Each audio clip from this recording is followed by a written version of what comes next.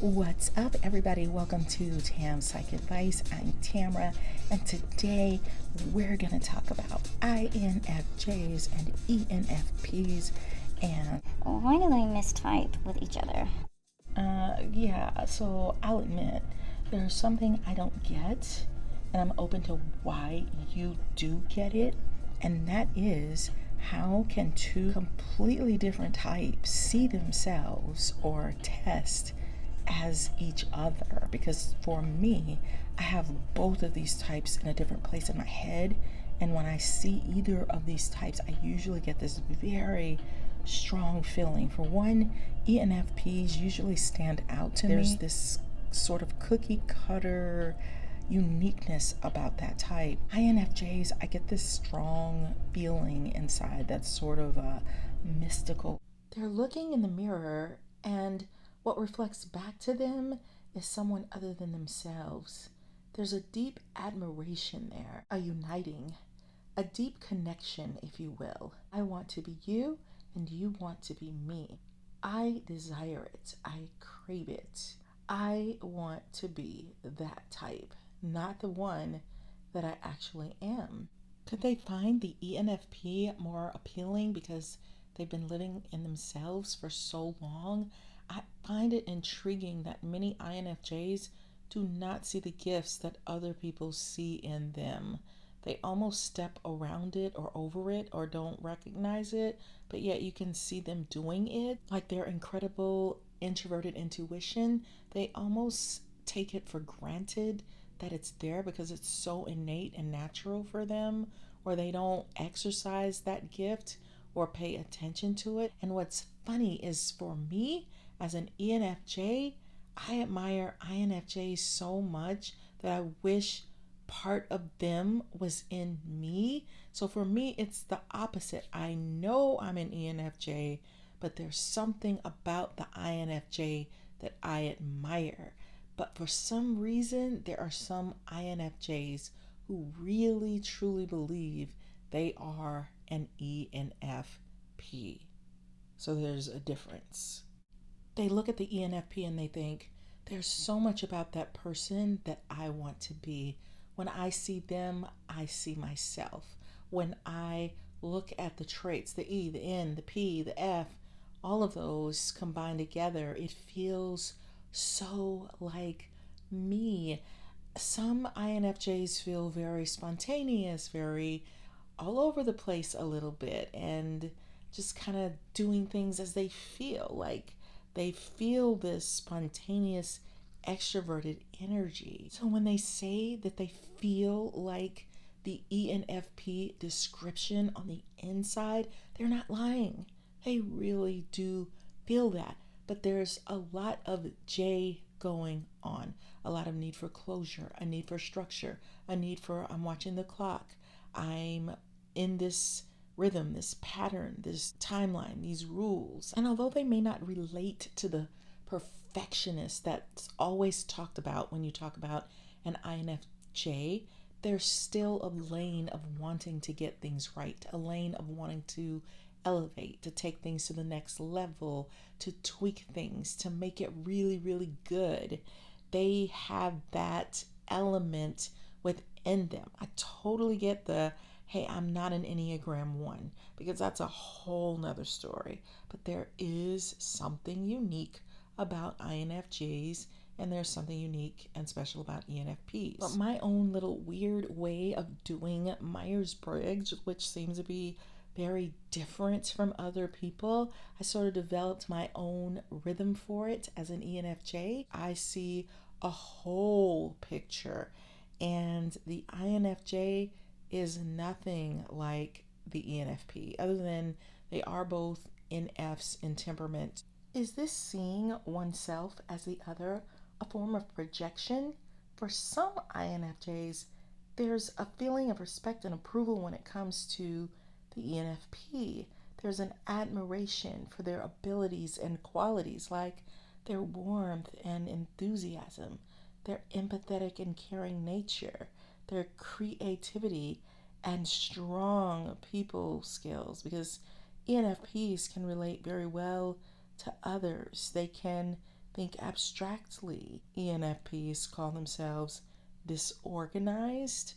I have worked with some ENFPs who are extremely organized, so that probably varies from person to person, but I have known ENFPs to be at home in chaos. They say, "Oh, I'm comfortable in chaos.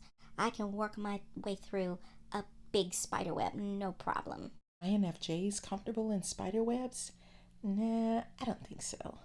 From a counselor's perspective, when an INFJ and ENFJ are mistyping like this, essentially they are taking their unwanted emotions and traits that they do not like about themselves and attributing the ones that they dream of and taking those in themselves and throwing the ones they don't like away. What's similar about both types is they can go deep inside and go through periods where they reevaluate who they are and what's important in life and extract meaning from it, and how can I change my life to be more beneficial to myself and to others and make better connections. So that they do have in common. But why, oh why? Would an INFJ think they're an ENFP? They may say, I was ostracized as an introverted child and I never want to relate to that feeling again. I've invited extroverted qualities inside of me and I cherish how the world receives me and I love how it feels inside. So I'll wear this coat and hat because it feels so good. It feels like the me I've always dreamed of being, and I'll never return to that so-called dark, isolated, criticized child that others perceived as weak or unworthy again. So we always have to kind of delve into our childhood. What was there that we wanted to change? What didn't work? Where did the pain come from? Where were the frustrations? And so sometimes we can put blind spots where we just don't want to relate to who we are because there was something painful that happened. Isn't it cool to be an ENFP, is what an INFJ will think, to embrace big ideas and hope and goodwill towards others. ENFP's vibrant energy is free-flowing and contagious. Or if you're an ENFP seeking to be seen as more of an INFJ, you may want to be seen for your strong values and seek meaning in your life. You admire being seen as deep and complex. You may have quieted your world, perhaps feeling overstimulated growing up. You might want to be taken more seriously. Now, here's the crazy part. You ready? INFJs and ENFPs have the same order of mental processes. N, then F, then T, or intuition, then feeling, then thinker. Neither are in touch with their sensing functions and tend to neglect them. And so that's why they find each other so relatable. ENFPs are popular, life of the party people who connect with everyone around them, and some INFJs feel that way inside. Although these types share similar values, they approach them from refreshingly opposite perspectives.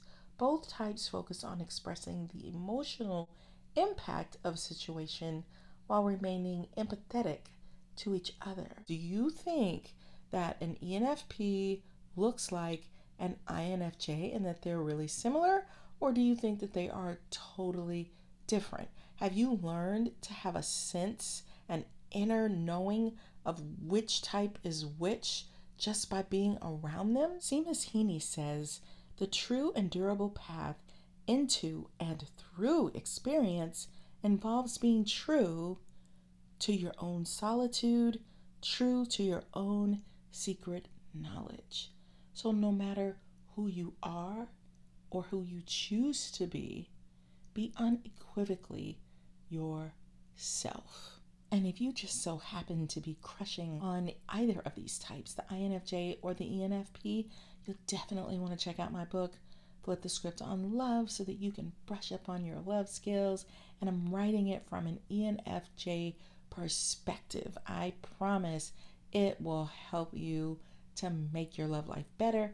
And if you're dealing with people who are the opposite of these two types, like they're very naughty, they're mean, they're hateful, they're vicious, check out my book, The Workplace Narcissist, because I'm going to step into their heads just like I do MBTI types. And I'm going to show you how to navigate the world of narcissists and even use strategies to help you get through their toxic behavior. I'll put links to my INFJ and ENFP videos in the description box. Until next time, my friends, bye.